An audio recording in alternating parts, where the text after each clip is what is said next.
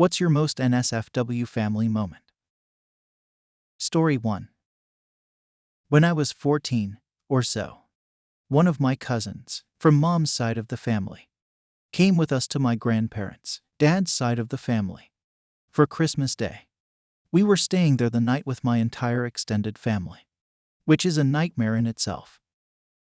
My dad's brother, after drinking all day, and after finding out my cousin and I will be sharing a bed in the back of the 4WD, comes up to me and says really slyly, "You and your little girlfriend are sharing a bed, huh?" I inform him that she is my cousin, and he just looks blankly at me and says, "That's okay. My first time was with my cousin." I hadn't mentioned this to anyone, because it was weird and made me a little uncomfortable.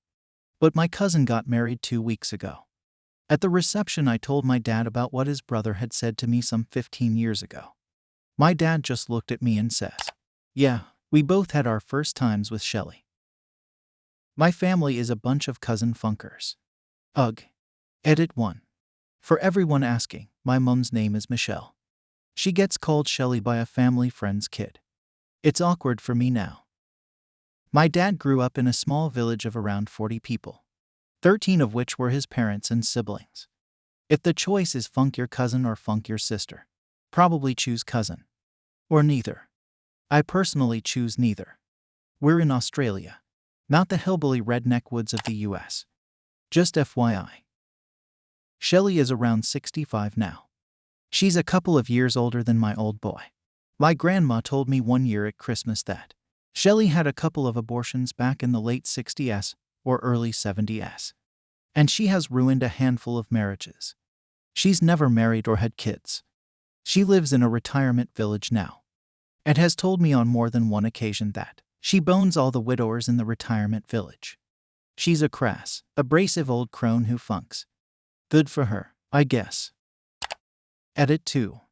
Everyone asking if I've ever met my Aunt Shelly, or calling her an AILF. Do you understand how familial relationships work? My dad's cousin is not my aunt. She's my second cousin, first cousin, once removed. Dude, you're not alone in that. My ex's family talked about that with me when I was in high school. It's not weird. Everyone messes with their cousins.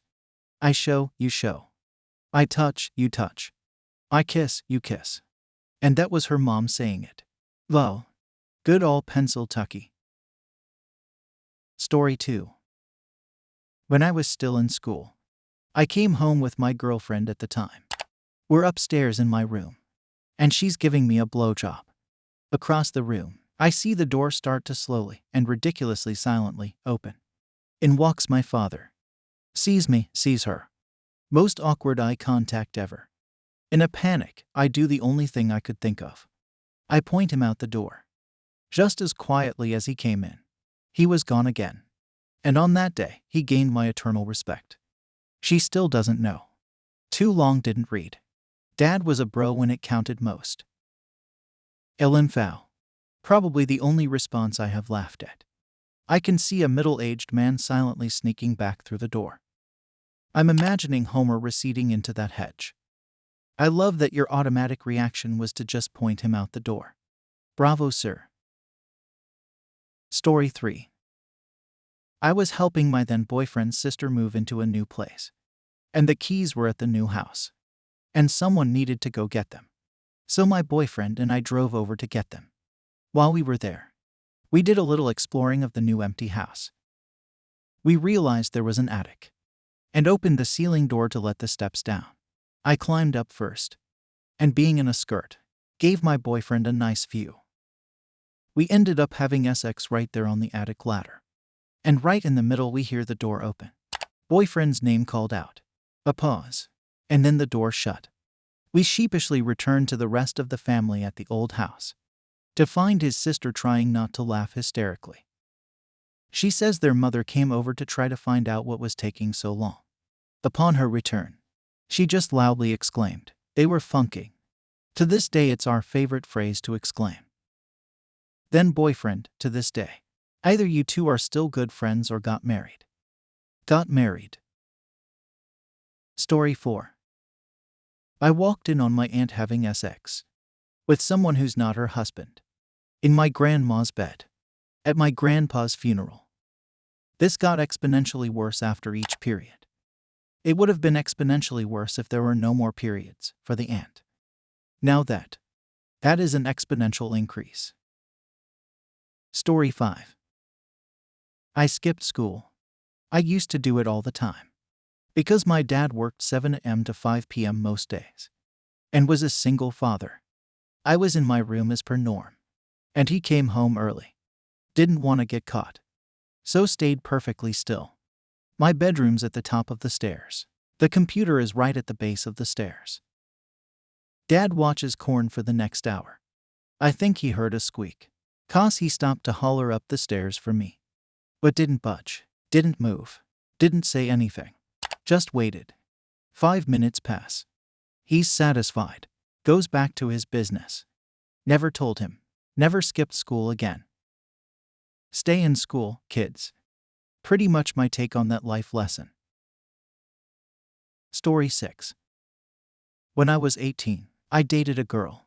She lived about an hour away, so I would stay at her house overnight. But her parents wouldn't let us stay in the same room, so I slept in a guest bed in the basement.